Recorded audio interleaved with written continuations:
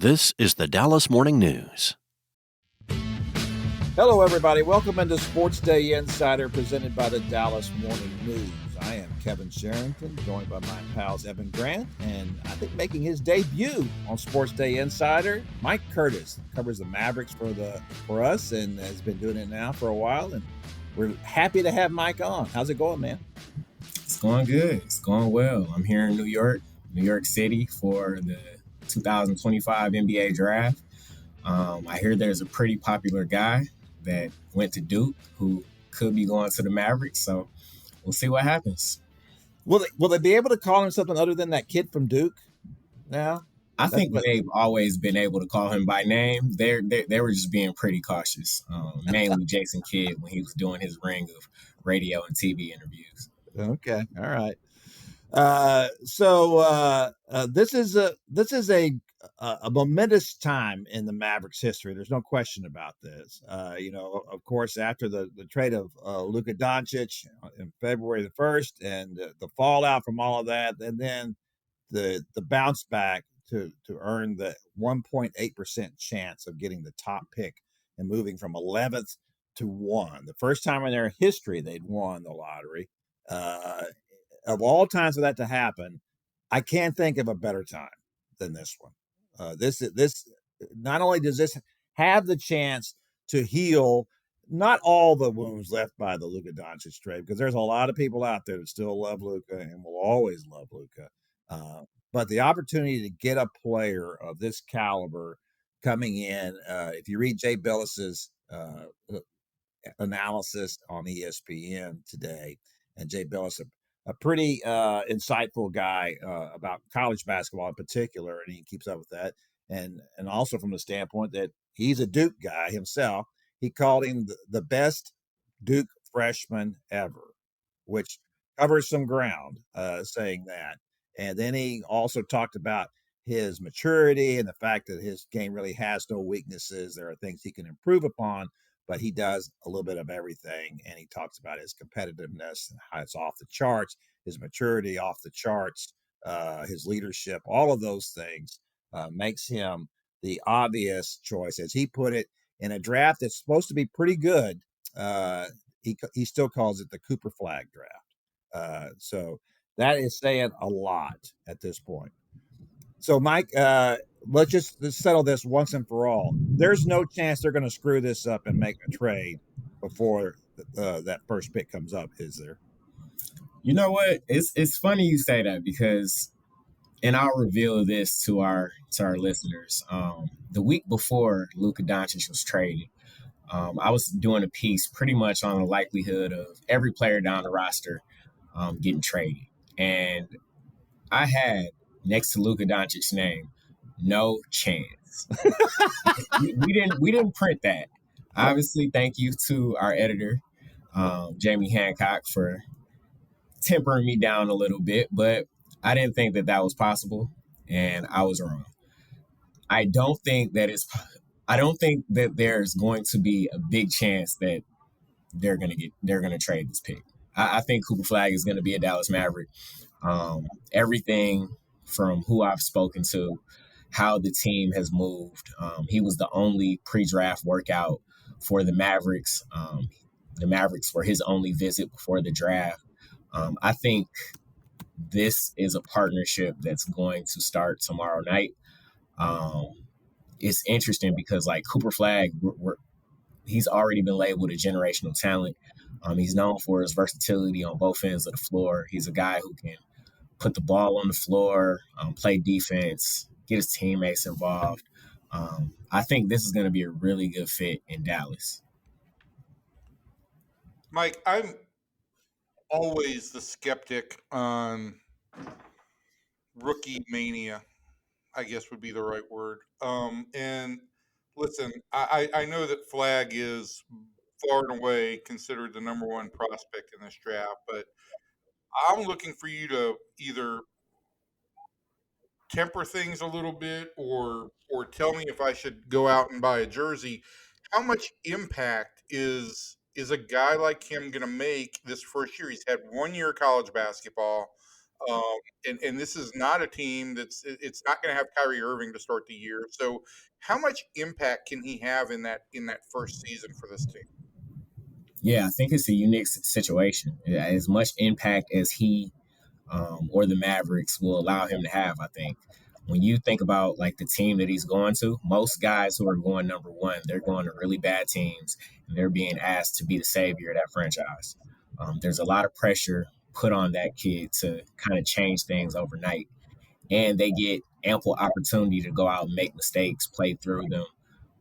When you look at a guy like Cooper Flagg, who could come into this situation, he's going to be surrounded with veteran players.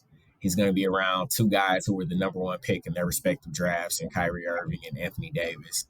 So he's going to have a community around him that's going to be able to kind of shield him from some of the things typical number one picks go through. He doesn't have to carry that burden or pressure to kind of change things around overnight. He just has to come in and do exactly what he's been doing his whole career. I think if he can do that, if he can play defense, if he can be tenacious on that end, which is what the Mavericks want, that's their whole defense wins championships first mentality nowadays. I think he's the perfect player for that. And if he's able to contribute anything on offense, that's just the icing on the cake. We know he can put the ball on the floor. He can score at the rim. He's a lob threat. If he's able to just use his talents that he already has, I think he'll be a good fit. Do you guys both think that this makes them a legitimate playoff team in 2025, 2026? Well, they were already a playoff team. This is a really good team. Even after losing Luka, we saw that when Anthony Davis came in and played 3/4 of that game. They were terrific. They are, in many ways, they were a more balanced team than they had been before with Anthony Davis because of the scoring you have inside and outside at that point, and not just on the lob threats. So adding him, they go from, to me, a playoff team and a good playoff team, a team that had a chance to get to the at least the conference finals. If Cooper Flagg plays like he should be able to play, if Kyrie Irving comes back from that injury, and that to me is the biggest question of all this, isn't it, Mike? Is like, when does he come back, and what is he like when he comes back? But up to that point, huge question. Well, of course it is, and I think the thing for me is it's almost good that Kyrie's out from the standpoint of Cooper being able to come in and he gets to. You don't have a situation where he can't assert himself because you want him to do that, right? You don't want him just to think, I don't know what I'm supposed to do here. Am I supposed to, to concede to Kyrie? Am I concede to Anthony Davis? I'm the third choice here. What do I do? Well, he gets a chance maybe to do a little bit more. And Mike, something that you brought up the other day, I wanted to ask you about is that you said that there's a possibility that Jason would run him at the point a little bit. And I think that sounds pretty logical given Jason's history and what he did with Anthony Davis in the very first game that he played here. Yeah, Anthony Davis brought the ball up quite a bit during his debut February 8th against the Houston Rockets. Obviously, he played phenomenally until he went down with the injury there in the third quarter. But this is a guy in Jason Kidd who's been known to try unorthodox ways. He was one of the first NBA coaches to put the ball primarily in Giannis Antetokounmpo's hands. And that kind of unlocked his skill set early on in his career. And he's become the two-time MVP that we know him as now. When you think of a guy like Cooper Flagg, I spoke to Brian Scalabrine for the story that you just mentioned. And he told me a story when he was watching the draft lottery on May 12th when the Mavericks got the number one pick. He said the first thought that popped into his head was Jason Kidd is going to play him at the point.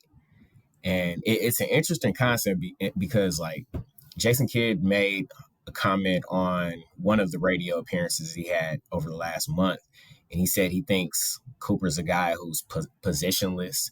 He can play him anywhere from the 2 through small ball 5. Now, obviously, he didn't mention point guard during that comment, but I think it's definitely possible that we see a guy like Cooper bring the ball up, initiate offense, and get guys involved just because he has the skill set to do it. And from everyone I've spoken to just about his work ethic and his competitive nature, Um, if he wants to do something, he's going to try to do it, and he's not going to let like failure or a mistake deter him from trying to get better. If that's a part of his game, I think he's going to do everything in his power or in his nature to kind of perfect it. All right, I don't want to, in our time we've got here, because we want to pack a lot of stuff about the Mavericks into this. We could talk about Cooper probably for 30 minutes. But I also want to talk about the Mavericks have reportedly signed Daniel Gafford to a 3-year extension, $60 million. Mike, were you surprised that they got that done? Because there was some question whether he might be dangled in a trade for a potential point guard while the Mavericks are waiting for Kyrie to get back. Yeah, so yesterday was the day after the finals is the first day that teams can negotiate with their own free agents. So the Mavericks and Daniel Gafford have been in talks.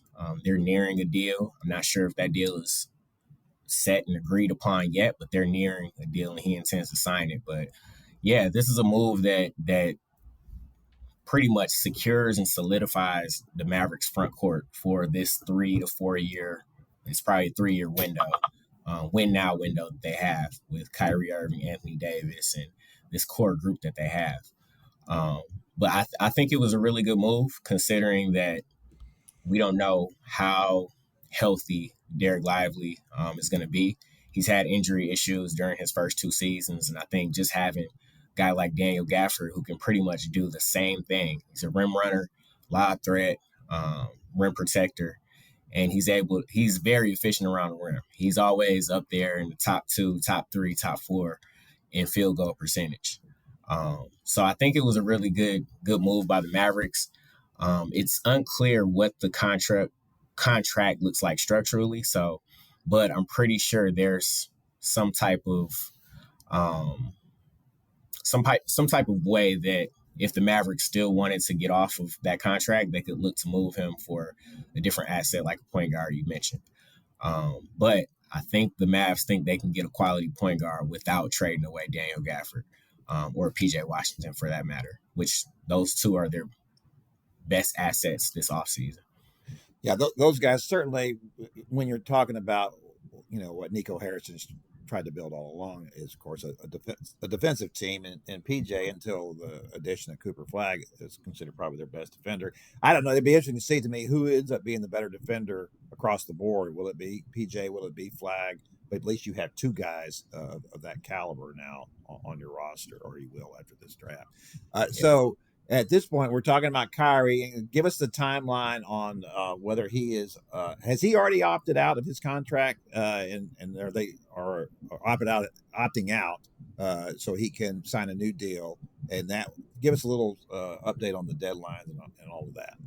Yeah. So today is actually the deadline for Kyrie Irving and Dwight Powell to either exercise or decline their player options. Obviously, Kyrie Irving could enter the last year of that 3-year deal that he signed when he first got to Dallas, and it's unclear right now whether he plans to opt out or opt in. The deadline is 4:00 p.m. Central Time, so I'm not sure by the time this comes out, he may or may not have already made that decision. But as of right now, we're not quite sure what he plans to do. But if he does opt into it, then he can obviously negotiate a new deal with the Mavericks. And if he opts out, he can just become a free agent and negotiate an entire new deal that probably will align with this Daniel Gafford contract, that will align with Anthony Davis's 3-year deal 3 years that he has left on his contract. So all indications is Kyrie Irving is most likely going to be a Maverick by the time training camp starts this fall. It just depends on for how much is this contract going to be worth? How will they negotiate this extension? Those are the details that we still need to figure out. Because when you think about just what teams out there have cap space, you're going to look at the Brooklyn Nets, who's going to have the most, and then it's going to be the Detroit Pistons, depending on what they do with their own free agents. And I just don't see Kyrie leaving a situation like he has now to go to those teams. Well, plus, I'm sure he doesn't know at this point, at this age, how this injury is going to impact him long term either, right? I don't see him gambling on himself. In other words, this year, I can see him opting out and then signing a new deal before, as you said, before training camp. I think it's in everybody's best interest to do that. But let me ask you about that, Mike, because we see athletes get this injury a lot. I don't know many of them who rely more on their quickness and speed than Kyrie Irving does. And so this would, to me, be a concern because usually when guys are coming back from this injury, it takes them about a year to really get back everything that they lost when they were hurt. What would you expect to see of Kyrie coming back this year? Yeah. We all know what Kyrie's capable of when he's healthy. He's a prolific scorer. He can score a million different ways on the floor from every spot on the floor. He can finish at the rim. He can shoot the three. He does rely on his speed and quickness to get by defenders. Obviously, as he gets older, some of that just naturally declines. And even after a severe injury like this, it's hard to kind of guess that he'll be as quick than he was before he went down with the injury. So that is going to be what I'm looking for. How does he look in that first game out? I'm not expecting him to come out and score 30 points. Honestly, I think he'll try to ease his way back into the rotation. I don't think they're going to pressure him to just take that load. I think, honestly, that they would defer more to Anthony Davis, especially if Anthony Davis has been rolling throughout the season as that first option. I think they'll continue to try to feed AD, and if Flagg has grown into form by then, maybe he's still in the mix offensively. But I think it's going to be a process. I think the main thing is, can this team gel and mesh when Kyrie does return in enough time for the playoffs so they can just go on a run? That's going to be the biggest question. They're going to have to use that month and a half, 2 months, whatever it is, of the season that they have left to get ready for the playoffs. Well, we certainly saw Kyrie when he played next to Luka, right? He deferred to him. I mean, over and over again. Sometimes too much so, but lots of times, especially in the first half, he let Luka get his points and kind of take over the offense, and then he would move in when he needed to do that. He's been, and I'll be the first to say, I wasn't sure what Kyrie was going to be like when he came here. There was all the baggage off the floor, right? That, we weren't sure about what he was going to be like. And I think he was a little defensive, maybe at first about all that. And then whatever happened, whether it was just being in Dallas, whether it was Nico Harrison, whether it was Jason Kidd, whatever it was, it's been a wonderful transition for him here. He seems very happy. And as you said, he's been a great player. And that's the thing, even at his age, when we talk about his,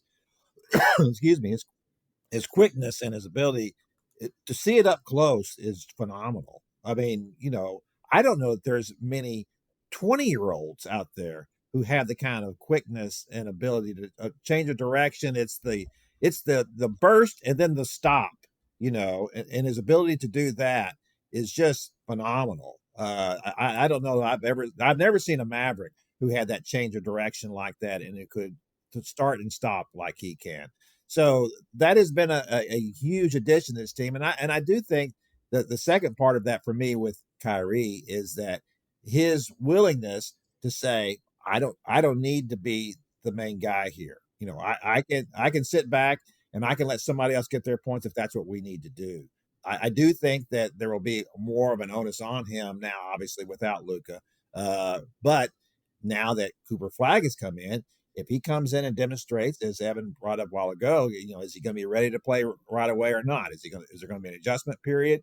He made a pretty good adjustment period for a guy who was supposed to be playing high school basketball last year and was playing at Duke at a very high level and got his team to the Final Four. So I would expect, because of kind of what we know about his work ethic, his competitiveness, that he is going to want, and because of his skill level, obviously, that he will probably make a pretty good impact. It'll just be a question to me of how he feels about, can I really, not whether can I do this? Because I think he knows that he can do it. It's a question of, should I do this? Should I step up here, or should I defer to Anthony Davis? Should I defer to Kyrie Irving? Should I defer to these other guys on the team and take my place and kind of work my way into it? Or do I come in and just play like I've always played? So, what else do we need to talk about on this team? Is there anything else that we're left? Oh, we got to talk about if you think that they're going to add a point guard here. Are they going to trade for a veteran? They're going to sign a veteran. Who are the options out there for the Mavericks before Kyrie gets back? Yeah, it looked like Evan wanted to say something. I'm not sure if. No, it was just gas. Okay. Okay. Yeah, as far as point guards out there, obviously Chris Paul is a guy who's been thrown out there. He'll be an unrestricted free agent.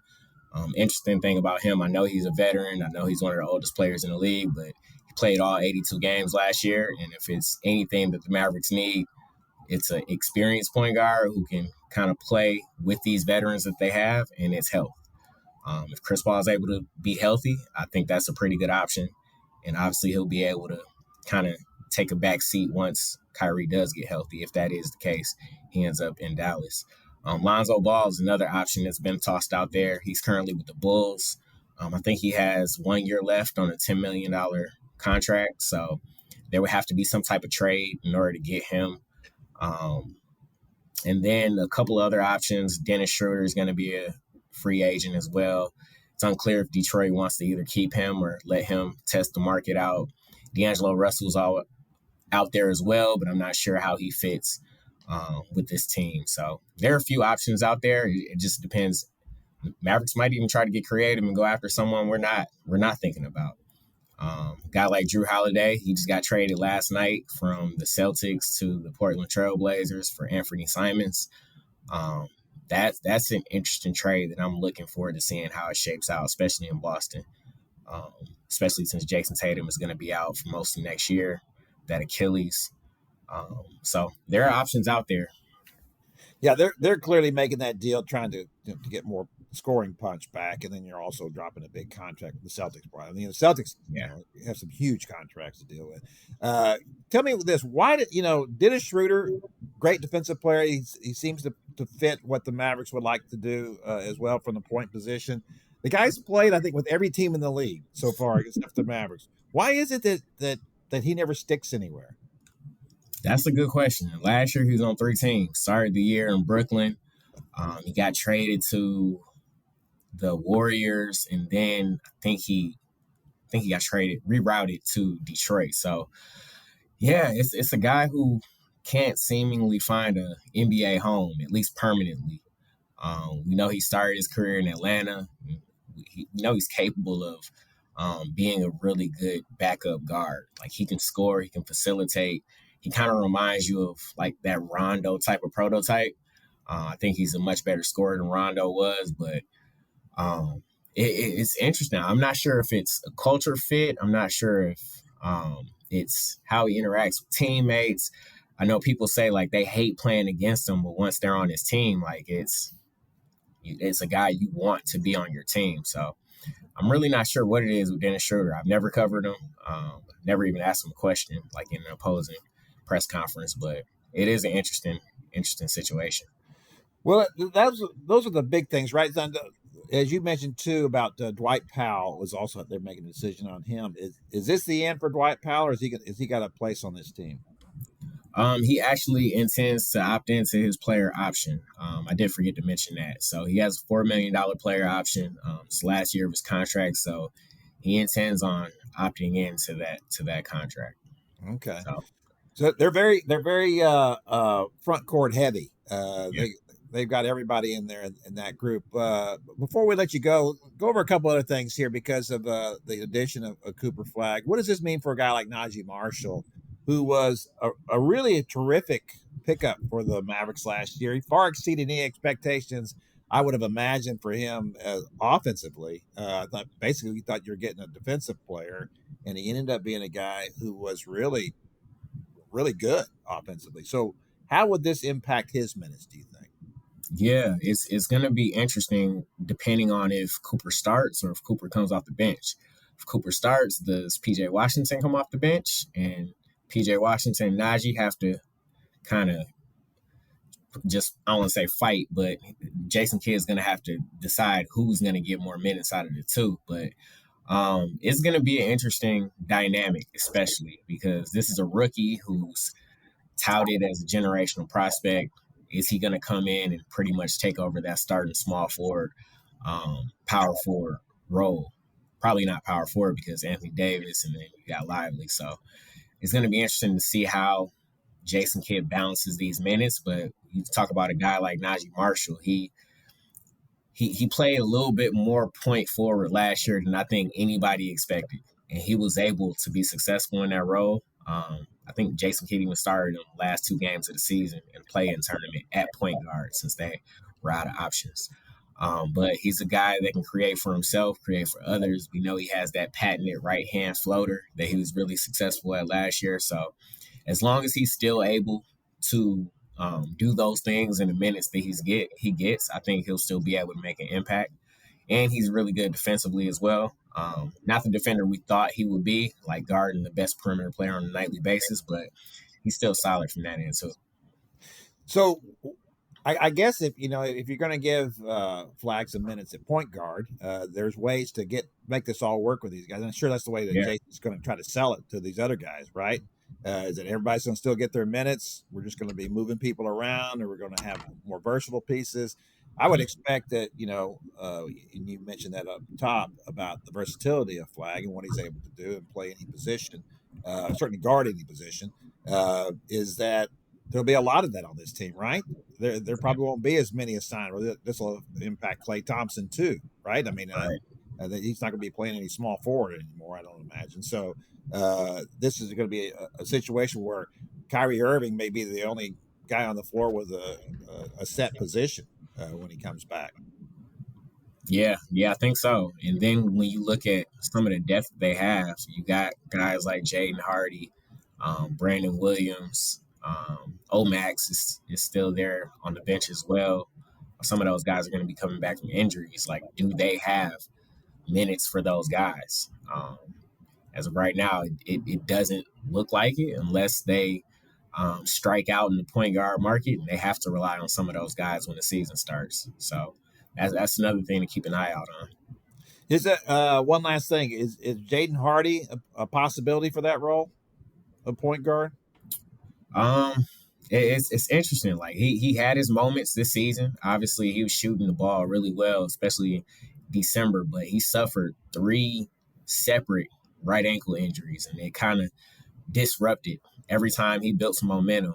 He suffered an injury. So I think there will be an opportunity. I'm just not sure if it'll be as much as it was last season. Yeah. Evan, you got anything left for Mike before he gets out? No, Kevin, you ran through the entire NBA. So other than that, I think we're good. Mike, great work. I'm sorry. I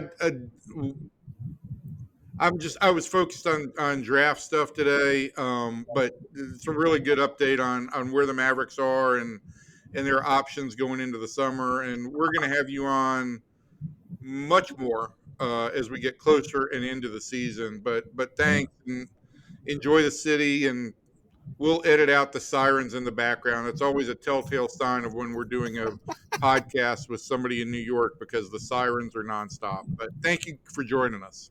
Yeah, no problem at all. I didn't even hear the sirens. I was so locked in on our conversation. Dialed in, man. I like that. You're focused. You're focused, Mike. That makes you what the reporter that you are, bro. All right, it's great to have Mike Curtis on. We'll have him back here, as Evan has said. Thanks, Mike. I appreciate you for having me. All right, so Evan is in Baltimore. Have you had any crabs yet? You didn't. I didn't ask if you got crabs. I was asking, have you eaten any crabs yet? I did have a crab grilled cheese sandwich for lunch yesterday, and then I'm going to, as we speak, as soon as I get out of here, I'm going to meet my old friend Thomas O'Toole, formerly of USA Today's sports department, for some crab down by the water. But Kevin, it is 100 degrees here. I mean, like, they're just pulling the crabs out of the water and they're already cooked. They're already cooked. I like it. It's amazing. They're already cooked. The heat index at first pitch last night 112 degrees. Oh my gosh. Yeah. Yeah. Yeah, because you factor in the humidity there, it just has to be off the charts. I Oh know. my. It was not a pleasant scene in the press box, but we made it through. What was worse and more painful was watching this Rangers offense, which I grow more and more doubtful about with every day. So Evan, give us just the to me the most significant stats about the Rangers this year, besides the fact they're last in everything offensively, are one, they have not come back to win any game in which they have had more than a 2-run deficit. And secondly, the ones that you cited last night from the game last night about what this team does after the 7th inning offensively. Yeah, I mean it's stunning. I kind of got a bug around the 7th inning when I think the Rangers saw 6 pitches in a 6-0 loss to a guy that had never gone this deep into a game. And look, at that point in time, Trevor Rogers is throwing all strikes. I do get it, but it just made me start looking and thinking a little bit about this team's ability to come back, and the numbers just are stunning. They are last in the big leagues in pitches seen after the 7th inning, from the 7th inning on, last in walks, last in batting average, last in on base percentage, last in OPS. And this is why this team has won 3 games in which they were tied or trailed after 7 innings. To give you a little bit of perspective, Kevin, last year they won 18 games over the course of the season in which they were tied or trailed going to the 7th inning or after the 7th inning. This year they've won 3. They're on pace basically for 6 because we're basically at the midpoint. So that's a third of the ability to come back that they had on a team last year that was basically seen as an underachiever. One other stat on that: last year they won 36 games in which they trailed at any point in time during the season, during the game. This year they've won 10 of those games. So again, they're on pace for about 20. It's nearly a 50% drop in what they were able to do last year. And last year was a down year offensively as well. So I think that what I thought last night, maybe it was just the heat of the heat of the moment, pun intended, um, was that's as damning a stat about this team as anything. This is a team that just doesn't have an ability to come back. No, they're not counter punchers. That's what I wrote about them for Sunday. They just don't seem to have that ability. And I don't want to dump on Wyatt Langford, who clearly is one of the top 2 or 3 players on this team, and has had a good year. He struggled lately, but he started to kind of bounce back a little bit. But when he told y'all after the game that this is it's really hard when you haven't been hitting the whole game to think that all of a sudden you're going to score 6 runs, in the 7th and 8th and 9th inning. I get what he's saying there. I get the fact that, you haven't done anything up to now. Why then? But it's like, but that's the thing about baseball is that each inning is its own separate entity, right? Anything can happen in any one of those innings. It's like the day before when the Rangers gave up 5 runs in an inning, right? They're just, anything can happen. And that's the attitude you have to have going into the 7th, 8th, and 9th. And so I'm not expecting Wyatt Langford at this point in his career, is still a very young player, to understand that, hey man, you just got to roll with it. And you have to always expect something else is going to happen here. I think that's an indictment of the leadership of this team, and I'm not going to put that on Wyatt Langford's lap. He's still too young to be assuming that kind of role, especially on a team with the $1 million middle infield. This is a time for those guys to be stepping up and doing something. And of course, especially in Corey Seager's case, he's not doing that at all. No, I think you make a good point here. This is something that's got to be done at the player level. When this team functions the way a team should function, it's a really good team. But when they face any type of adversity, it seems like it just becomes too much of a hurdle for them to overcome. And I know there's still a lot of baseball left on the schedule. I'm not sure there's a lot of baseball left in the Rangers time frame before they have to make a decision about where they're headed, but we'll get to that in a minute. But I just haven't seen any signs. Like I think that the Rangers, I think the front office, I think everybody is looking for a sign from this offense to say, okay, something significant is moving in the right direction, and nothing ever appears. And it's just with each passing week, we add some other damning stat to the collection of indictment type stats of this team. Well, even going to Pittsburgh, a bad team, you didn't have to face Paul Skeens, so one of the best pitchers in baseball. That you basically won the first two games because the Pirates handed those games, to you, Right. and then in the third game, you lost and didn't even look competitive. In Well, that and run. you lost that game in a situation where you had an opportunity to either tack on or add a couple of runs, in the sixth inning, I think it was, and you let that opportunity get away, and the game then just spun out of control. And I really am concerned that this team's inability to come back is really it's really troublesome. I just don't get it, Evan.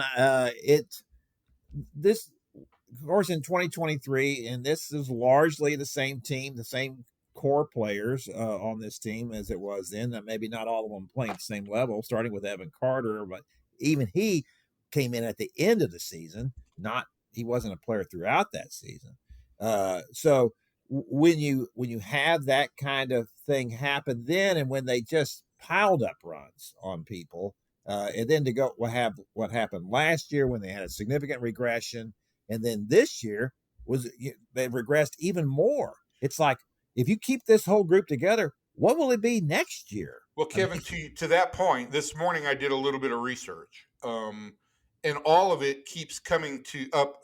Every one of these things keeps coming up with this. Really, it's a 4-letter word, but it's a 5-letter word, if you know what I mean. It's that this team was a fluke in 23.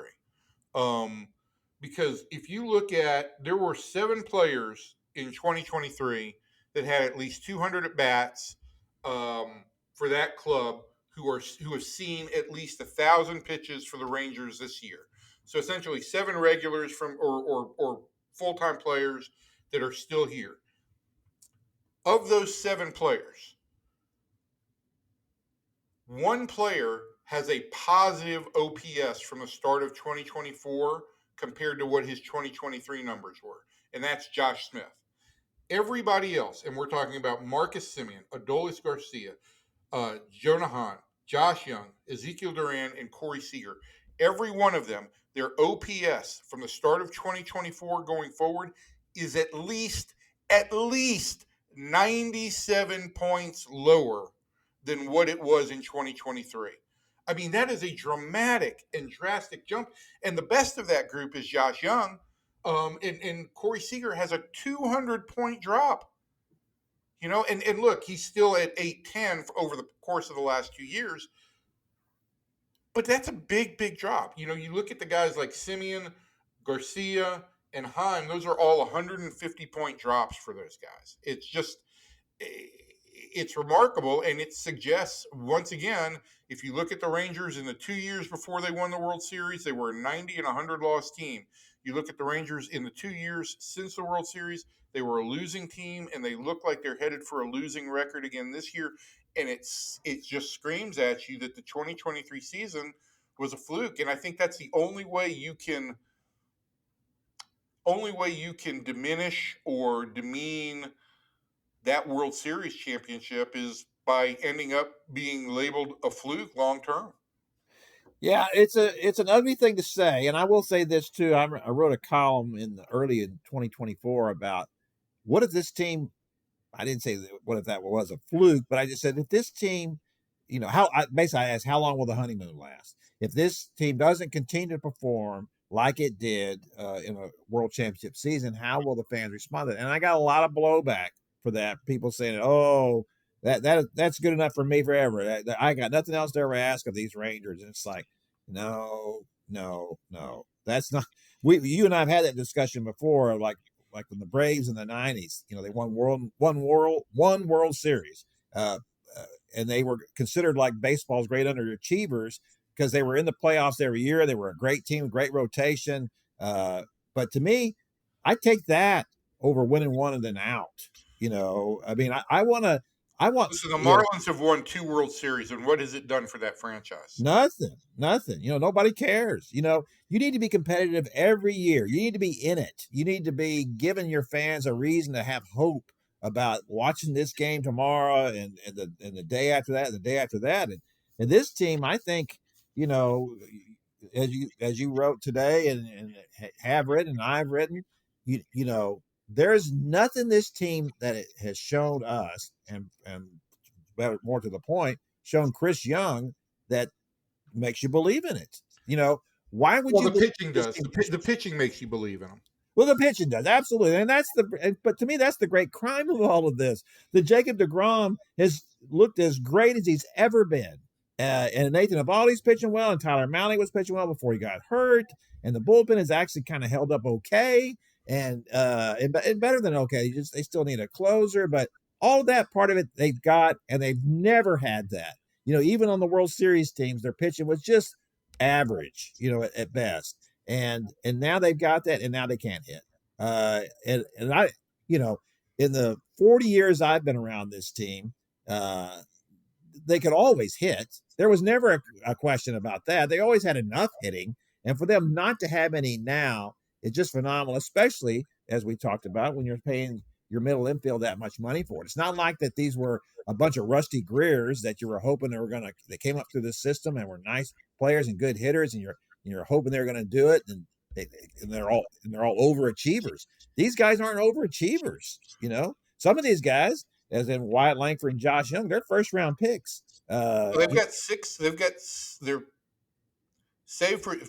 they've got their first round picks from 2018 through 23 all on the roster and active right now. Now, only 3 of those are obviously position players in Foscue, Langford, and Young.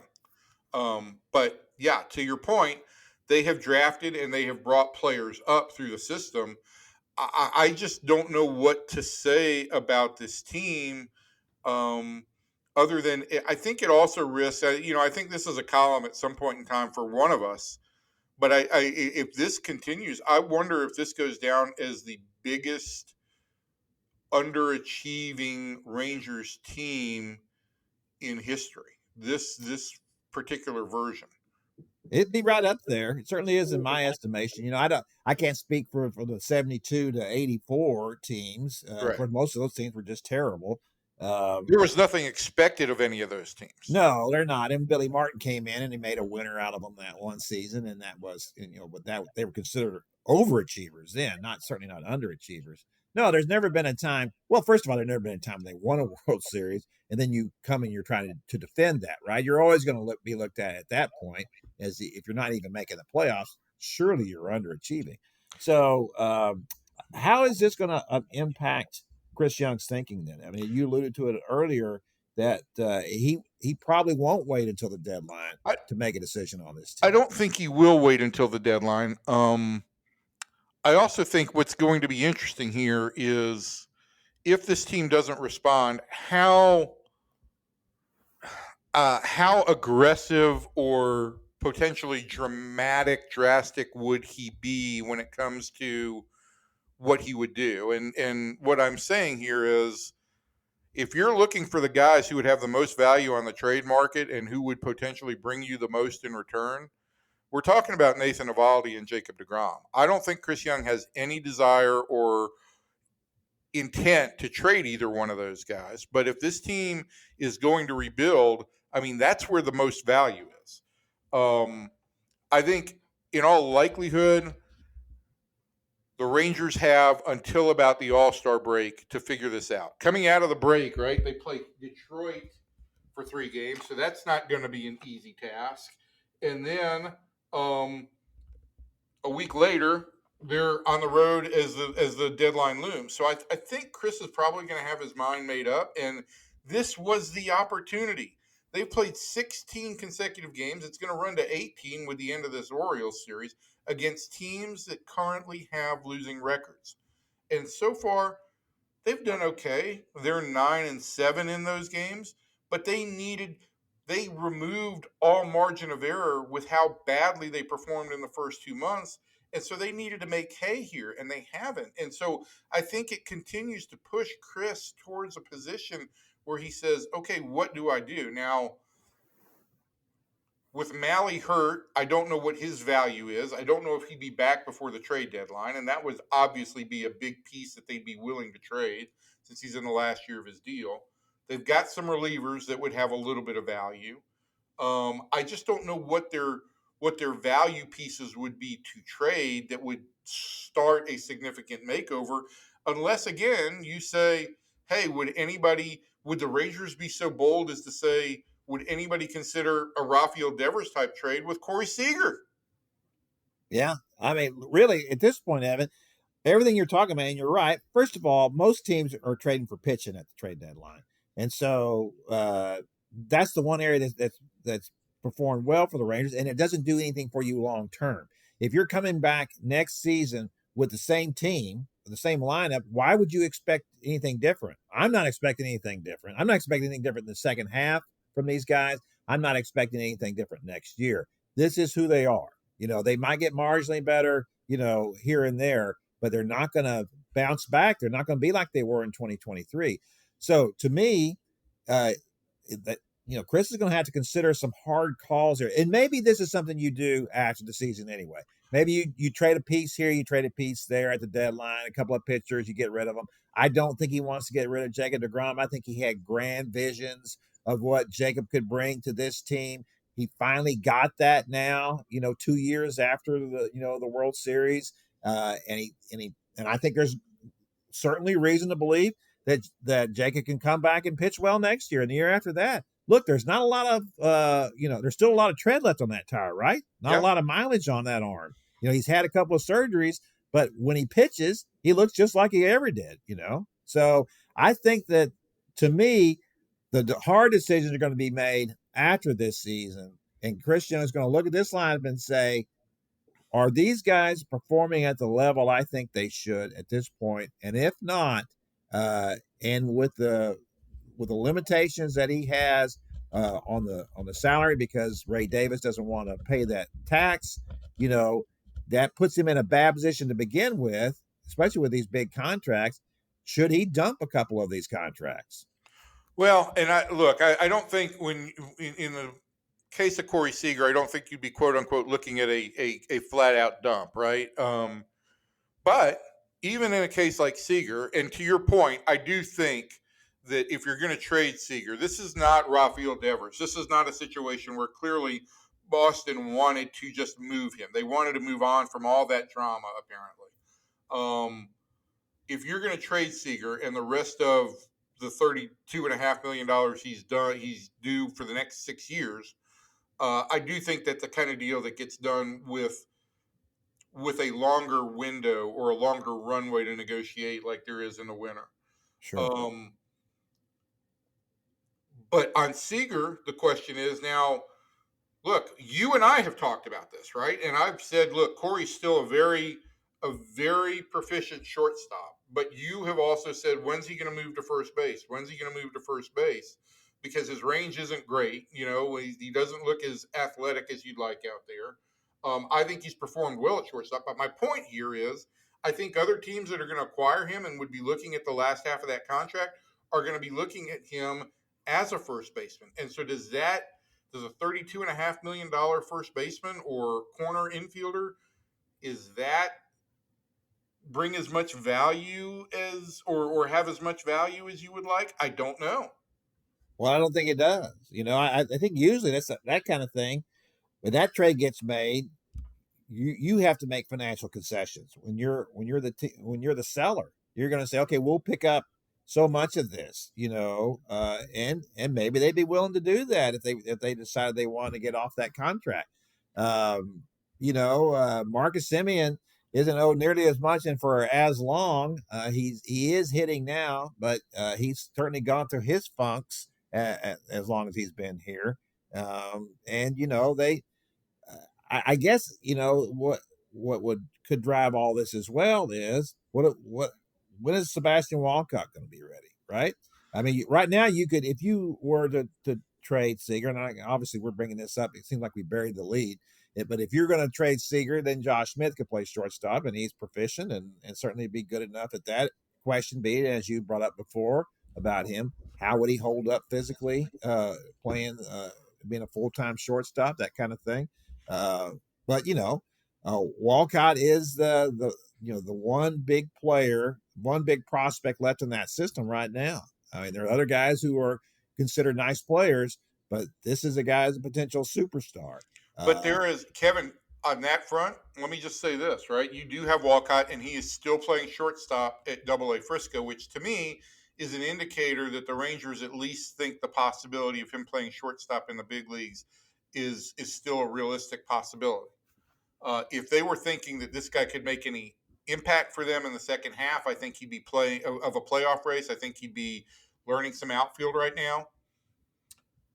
But look at third. When you look at Josh Smith versus Josh Young over the last 2 years, Josh Smith has a 75-point OPS advantage. He's a 745 guy, and Young is a 684 guy. It's a 60-point advantage. But my point is, you may be looking at a situation where you play Sebastian Walcott at shortstop long term, and maybe Josh Smith becomes your third baseman if Josh Young doesn't turn it around.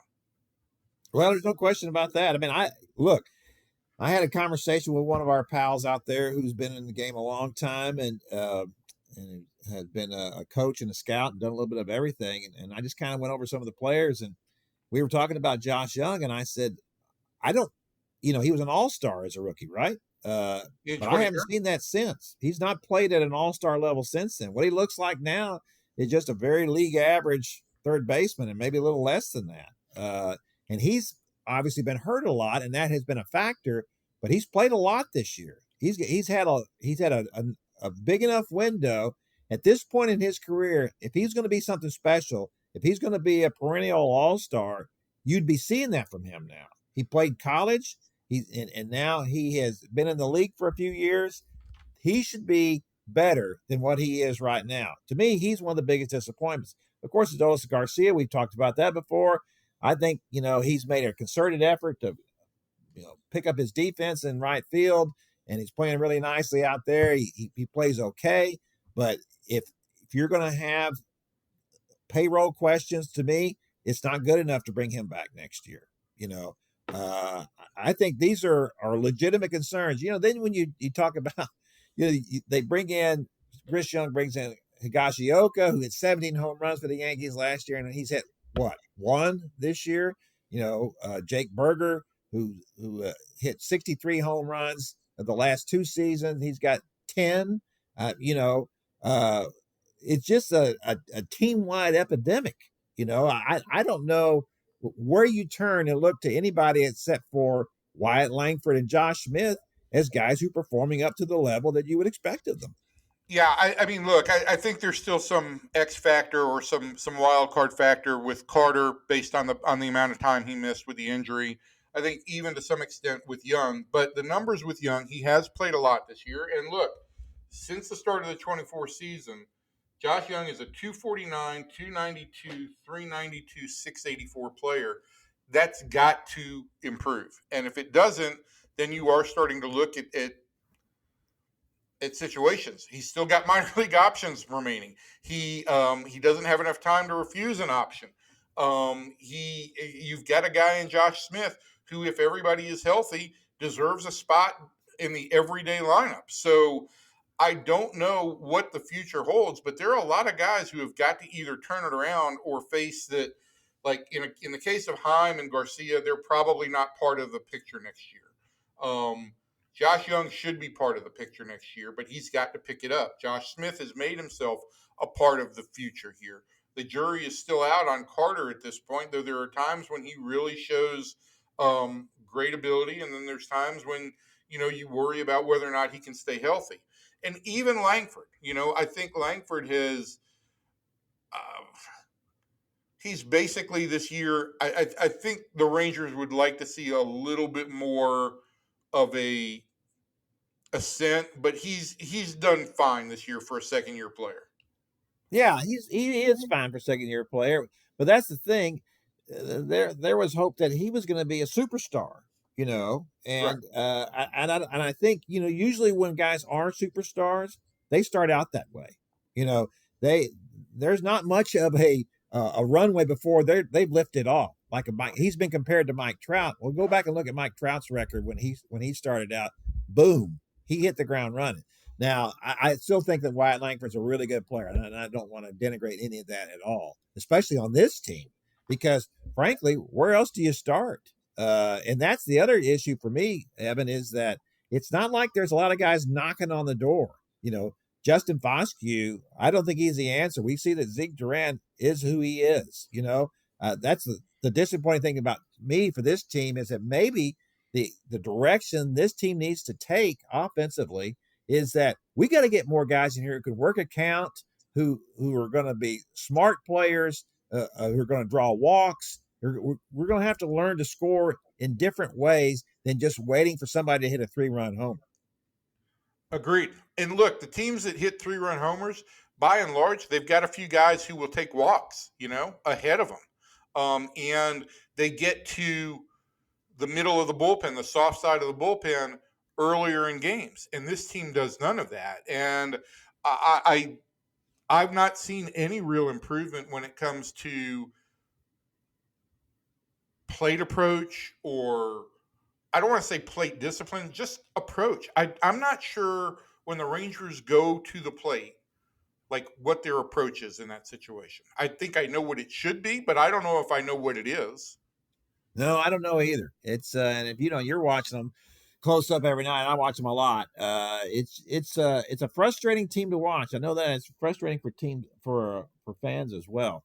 I think there'll be a lot of tough decisions made here, but I would be frankly at this point I would be shocked if Chris Young was a buyer at this point. I don't see how you could improve the offense at this point. It's as we've talked about.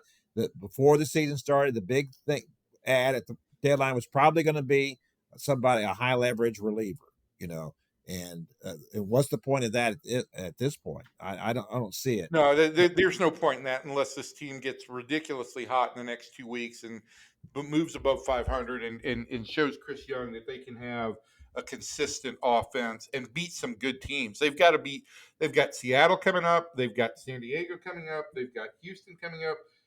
They've got to beat some good teams and win some games convincingly. Yeah, no question about that. All right. Before we get out of the podcast, I need to mention a few things, starting with the fact that Friday out at the American Airlines Center, Caitlin Clark's going to be in town with the Fever to play the Wings. So it's such a big event. They're going to move it from College Park Center over there at UT Arlington. Are you going to that? It does. I'm going to go out on Thursday. Friday night's bad deadlines for all you fans out there. Friday's a very bad deadline night for us, and so they decided they didn't want me to write off of that. They were afraid it wouldn't make the paper. So I'm going to write Thursday going into that game. This is a big game for the Wings, though, because it hasn't been a great debut for the Paige Becker's era. That's not her fault. It's everybody else's fault, essentially. And it's a good question of what are the new coaches. I think Paige should say that. Well, I'm interested to see that. What I'm interested in asking Paige about is that what do you think of all the abuse that Caitlin Clark takes on almost a nightly basis? The fact that Sophie Cunningham, one of her teammates, became a viral sensation because she finally took up for her is just phenomenal to me. You've really kind of made it heighten my awareness of just how I don't want to say, look, the NBA is physical, but the fouls and the instigations in the WNBA certainly seem a lot more provocative than they do in the NBA, at least going back to the days of Dennis Rodman and Bill Laimbeer. It's like WWE out there. I mean, there's no subtlety to any of it. Maybe I've told this story before, but when I was in high school, I was sitting on the floor at a game at Hoffenheim's Pavilion between the Rockets and the Celtics. And so, I'm just a teenager. My first real exposure to something like this up close. I'd watch games on television, of course, but not ever like this. And so little Calvin Murphy, 5'10", makes a great shot. And the crowd goes crazy. And so he's coming back down the floor towards me where I'm sitting. And Paul Silas, the big, hulking forward for the Celtics, is also coming back towards the floor. Well, the crowd's still going crazy about Calvin Murphy's shot. And they kind of cross at midcourt. And as they cross, Silas just almost imperceptibly raises his left knee just enough that when Calvin crosses in front of him, he trips over him and spills on the court. And Silas just keeps chugging on down the court like nothing happened. And I thought, see, that was how the NBA, players assert themselves, kind of subtly, but it's still with a devastating effect. Whereas what we're seeing in the WNBA is women pulling people's hair, and then just plowing into people out of nowhere, gouging people in the eye. Now, I realize in the NBA, guys are hitting people below the belt a few times, and I'm not saying that some cheap shots don't happen.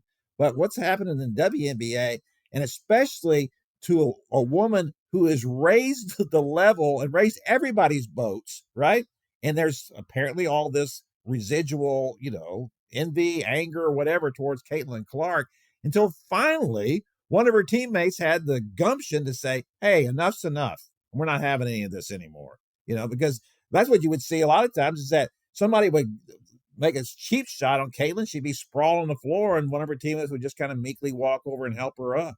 It's like, that's not how it works in the NBA. If you're going to take a shot at my guy, I'm taking a shot at you.